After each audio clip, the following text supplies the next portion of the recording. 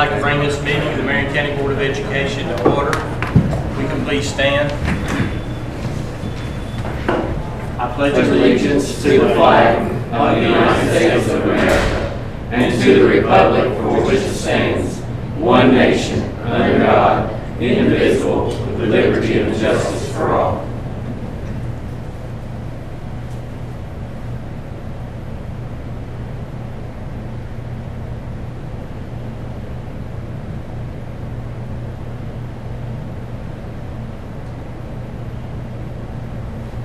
Thank you. Let's be seated.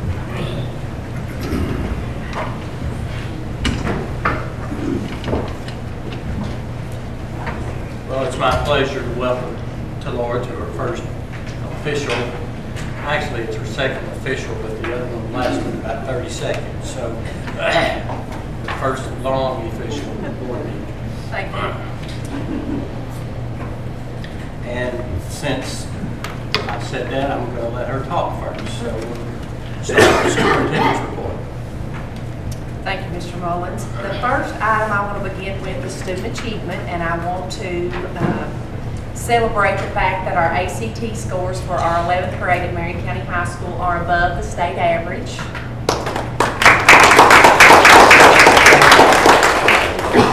The composite for the state is 19.2. Marion County High School is 19.4. I do believe that is the highest that our ACT scores have ever been, and I just want to congratulate the staff and Mr. Hall, and especially the students. I know the parents are going to be excited about that. Also, we had at the high school, we had 31 AP scholars. AP scholars means that basically a student has achieved a score of 3 or higher on an AP exam in 3 or more AP classes. And so we had 31 of those students. We had 7 AP scholars with honors, which mean they averaged 3.25 or higher in 3 or more classes. And we had 5 AP scholars with distinction. And they actually had a 3.5 average, and they had in 3 classes of their AP. Also on Friday, we have a Read 180 celebration for our students who attended our summer school program. If you'll remember, Ms. Evans spoke about that several times in the spring, and this was an emphasis on reading. It'll be Friday, July the 26th at Center Square. The doors open at 5:30. We'll have a meal at 6, and then to follow that, we are going to actually recognize the students. Also, just a reminder that Marion County Public Schools was one of the first 96 school districts to adopt Senate Bill 96, where we actually are raising the dropout rate age from age 16 to age 18. And as a support piece of our student achievement, I wanted to welcome Ms. Tammy Newcomb as our instructional supervisor, and just wanted to let you all know that she has already started meeting with principals and talking one-on-one about things they're excited about, plans they have, and things that we can do to help support the principals with their work and student achievement. Another good news item is our Marion County Adult Education Program is number 2 in the state. Last year we were number 5 in the state. This year we're number 2. Just to update everyone, the last 5 days last week I attended new superintendent's training in Louisville, and I was one of around 35 other new superintendents in the state. So it's a pretty large group, so I was excited to be a part of that. And the new superintendents will be a part of the new evaluation system as part of our competency. So just like teachers and principals are who are going to be a part of the new effectiveness system, superintendents will be as well. There's actually 8 standards and 80 indicators that I'll be judged on. I'll have an individual learning plan and also a capstone project. It was a lot of good information. They actually started the conversation with us about planning a 30, 60, 90-day plan. So what I'm planning on working with administrators in our district is looking at the first 30 days, the next 60 days, and then the last 90 days of how we're going to make sure that we move Marion County forward. Another item that will probably be mentioned before the board at some point is that the Kentucky High School Athletic Association has begun a conversation about overseeing and monitoring middle school athletic programs. Just for instance, have been some middle schools that have actually played more basketball games in the state than a high school. And they actually want to just have a little bit more oversight on that because that's what's best for kids. So that'll be something that we look at, and I know the middle school principals are aware of that, and that'll be something we'll talk about. On Monday, I did have the opportunity to meet the central office staff, and we discussed roles and responsibilities, the mission, vision, and beliefs, customer service, and in my opinion, customer service is about students, staff, and parents. So we started that process. We will have a leadership meeting on Monday with all the administrators and the principals in the district, and we will begin the work to address a specific plan to improve student achievement. Principals are currently working to complete the required training for the PGES, the Principal Growth Effectiveness System. It's on average about 40 to 60 hours of individual training and 2 different assessments to pass to have the ability to evaluate teachers with the new system. And this year, if you'll remember, we're actually going to be operating in 2 systems, our old system and our new system. So our principals are working on that. An update on the Glasscock Elementary principal vacancy. Tomorrow, myself and Ms. Newcomb will be working with the council at 9 a.m. to actually complete the principal selection training, which is required. Until we go through that process, we can't actually start the interview process, but at that point, we'll develop a timeline and we'll start the process for that. If you'll recall, Ms. Devine accepted a position in Mercer County. And today, our administrators, along with Ms. Coyle, our central finance officer, and some of our coaches, Booster Club presidents, actually attended an update on Red Book training. If you'll recall, the Red Book training is just a means of accounting for school activity funds. So this was a joint effort between Washington County and Marion County. They met over at their Board of Education. That way we can make sure that we stay up on all of our policies with our Red Book. Also, an update on our board member vacancy. I did talk to John Thompson today from KDE. He is the gentleman, he's actually an attorney at KDE that handles that process. He is going to be out a few weeks this summer, so that's going to kind of put us back a few weeks, but it will actually be advertised in the newspaper the week of the 28th, and then the following week, the application deadline for a new board member will be September the 16th. Then an interview process will go through, and what he's hoping, as long as we can get 2 qualified applicants to go through the interview process, it will be the 1st of October before we can have that vacancy filled. He did provide his cell phone number. He wants to help us through this process, even though he's going to be out of the office a couple of weeks with some family visitors. He said he'd be more than willing to talk to anybody about that process. And the most important thing that's coming up is August the 7th, on Wednesday, is the first day of school. And hopefully that first day is going to be the best day of many days this school year. And so that's what I'm really excited about. And I think everybody would agree it's always good to get everybody back in school and get that process going. And we will kick off with our staff on Monday, August the 5th at Marion County High School at 8 a.m. Do y'all have any questions? I have none. Thank you, Jill. Appreciate it. Tammy? Ms. Slosher has asked me to present to you tonight the results of the TEL survey. This was given in March, end of March of last year. All teachers, certified teachers, and administrators in school buildings take an anonymous survey. And the purpose of this is to help us to look at data to know how we can improve the teaching and learning conditions in our schools. Because a lot of research has been done to show that the better the teaching and learning conditions are in our school buildings, the higher the student achievement results are. So what I've done, it's an extensive survey, so it would be impossible for, unless we want to stay till midnight tonight, to go through every question. So what I've done is I tried to pull out the questions that pertain more to what the board would want to look at. All right, so to begin, there are some main components that the survey will go over. The first one is time during the day for collaborative instructional planning, the time teachers have to work together. School and teacher leadership, facilities and resources, professional development, and other supports needed for teachers to do their job better.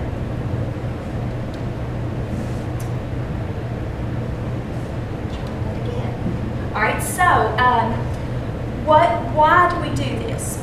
Well, the first is, number one, students. We want to look at student achievement so that when we look at this data, it's not just about what we think, it's about actual numbers, and we can look at that progress from 2011, when it was given the last time, to 2013. And then the next 2 years, we can look at that progress again, so that helps us to monitor the teaching conditions in our school and as a district as a whole. So the next is for teacher retention, because we want to make sure that we keep the very best. And in order to keep the very best, we have to have teaching conditions that make them want to stay. Then, not everyone sees teaching conditions the same. So this survey, I use the word perception, because as any survey that you take, depending upon what's going on at that particular time, can fluctuate the results. This was given in March, and in my opinion, that's probably one of the most stressful times for teachers. It's before testing. They're stressed about getting in all of their content, but it is a good time to see during this most stressful time of the year, how do they feel about their teaching conditions, their environment. All right, so what I've done is color-coded to make it easier for us to look at. The first question that we pulled out was time. The non-instructional time provided for teachers in my school is sufficient, because this non-instructional time means the time they don't have with kids. Is there time for them to get together and work collaboratively, because that raises the level of instruction. So we'll start with the orange bars over here. This is the Kentucky average, and this is Marion County's average.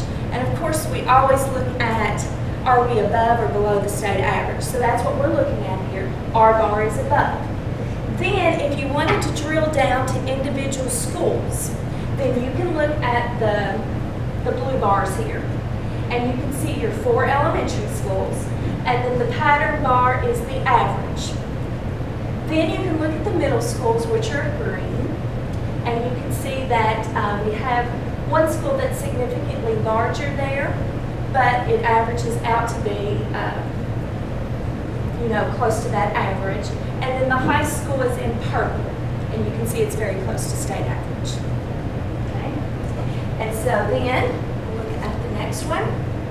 And if you have any questions on a particular slide, just stop me, because I'm going to roll through the data pretty quickly, and then we can go back and look at any slides. All right, so this is about class sizes. And the reason this is pulled out, when we went over this with our central office support staff, we talked about, in order for central office to support our schools, we need to know this data, because if there is a perception of teachers that class sizes are not realistic, we need to find out why is that the case. Now, obviously, one bar is going to jump out there pretty quickly as being lower. We need to look to see, is there a particular reason why the perception of teachers at that particular school feels that their class sizes are not the same as other schools. It just may be at the time of the year, there may have been a particular grade level that had more kids in it that came in maybe after the fact. There's all kinds of different reasons. So what we would have to remember is that this is just one source of data. We don't want to say this is all there is. We would need to look at several other factors and see if there's a problem, or see if it's just a perception issue. Don't we already have a policy, a number, a cap size in our classes? We Don't we already have that? do, but your site-based councils You allocate to a school based upon what the number of students that are at K-1. You allocate according to the next grade levels, because each grade level has different caps. So for example, 4th grade is 28, but when you get to 5th grade, it's 29. So it just depends. And then your site-based council can always make a policy to say, we're going to go over cap in this grade level. So they have control of how they, I guess, place those teachers in a building is the best way. So you're saying even though we already have a policy and we set cap sizes, site-based council has the authority to change that? They have the authority to go over cap, yes. Okay? So you can kind of see where each level falls. Has a little time delay there. Facilities and resource. Teachers have sufficient access to appropriate instructional materials. And again, when we were talking about this in central office, I'm going to use Scott as an example, and I hope he doesn't care. When we were, he's like, you used me as an example yesterday too. When we look at facilities, you know, I explained that this is public knowledge. You can go on the site, you can see any school's data there is. So if you wanted to compare what the perceptions are at X school, and maybe they're really known for their facilities, their cleanliness, maybe that they've got it going on. But then we can pull our data and we can compare, and that lets us know, all right, we need to go and ask this school what are they doing differently than what we're doing. And I think Scott's already, haven't you already went online and looked at some places? 3.18. That's the question. All right, so you can see that again, our bar is pretty high. It's above the state average there. All right, so then this is a celebration point. I know this one made Tim feel good. You can see with our technology communication, we are way above the state average with the perceptions of teachers in other school districts. You can see our elementary bars, our middle school bars, and even our high school bar. This is a celebration point for our district, that we know that the teachers' perceptions are that we are moving forward with technology and communication needs. Community support. And remember, it's based on the teacher's eyes. This is not parents and guardians or community members taking a survey. This is their teacher's eyes. And this question is saying, are they influential decision makers in the school? And you can see we're right about average there. So, to me, this is room for us to grow. Community support. The school maintains clear two-way communications with the community. Again, very similar data. We're at the average. Can we go back to the slide before that one? Yes, sir. And that one there, parents, guardians are influential decision makers in the school. Now, I mean, now that question there, when I read that today and was looking at it, I mean, that could be construed 2 or 3 different ways. I mean, they can be answered in 2 or 3 different ways. That's correct. And I think, again, it depends upon each teacher when they read it. For example, professional development is one that I noticed in 2011 that professional development responses were really low in the state. Well, teachers may not have realized in 2011 when they're in their PLC during the school day and they're doing a book study or they're working together looking at data, that's professional learning, that's professional growth. So you'll see the professional development numbers statewide from 2011 to 2013 increased.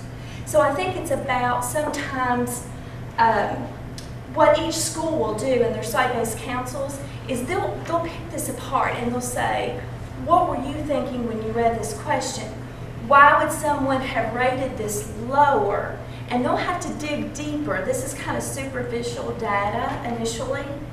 And they'll have to get in their teams and decide what's priority, what do we need to look at, what are we most concerned about. and celebrate the good parts. All right, so we went through that one. All right, so managing student conduct. This is about the policies and procedures, and are they clearly understood by the faculty? And again, this is about what the teachers felt about policies and procedures. So again, you can see we're about average with that as well, slightly below. Teacher leader. This is going to become even more vital with our new teacher effectiveness. We're not really supposed to use the word evaluation because it's negative, but the teacher effectiveness document is going to, we need those leaders to come forward. A principal is not going to be able to move a school by themselves. So what are the perceptions about faculty having an effective process for making group decisions to solve problems? And you can see just slightly below average, and the data is kind of all over the place for each particular school. All right, teacher leader. Our teachers relied upon to make decisions about educational issues, slightly below the state average on that one. And if I'm going too fast on any of them, let me know. School leader. You know, it can be painful as an administrator to look at your TEL survey results because there are point-blank questions about the principal, the site-based council. There's a question overall, do you think your school is a good place to work? So, I mean, it really comes out and asks teachers directly what they think. This one talks about, is there an atmosphere of trust and mutual respect in this school? And again, we're slightly below the state average. Professional development, this is what I was talking about, that I was surprised to see across the state there were increases in professional development. And you can see that our teachers, we think about what the average state is saying about professional development. And sufficient resources are available for professional development in my school. And again, I was kind of surprised on this because each year the amount of resources available for professional development are decreasing, but you can see that we were pretty consistent across the district with that. Instructional practice and support. This is what teachers feel that they have support in that translates directly into improvements in their classroom. And we're about average overall, and then you can look at the individual schools.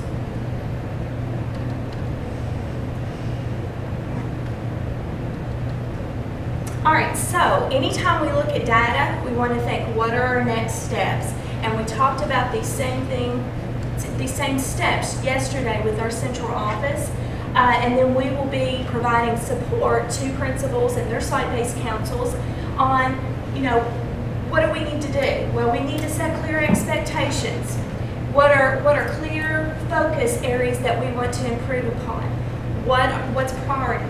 You know, what is perception? What is reality? What other sources of data do we need to take? Because again, that was that moment in time in March.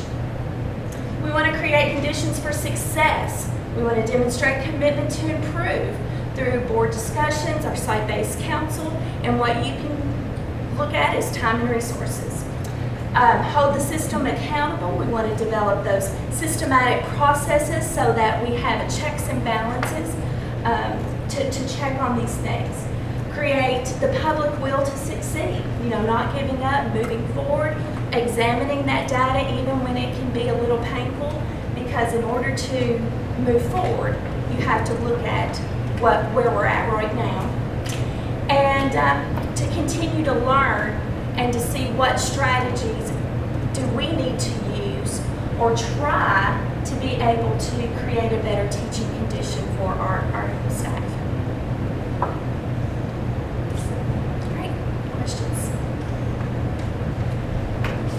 Questions? You did a good job. We understand. Perfect, the way I like it. Thank you. All right.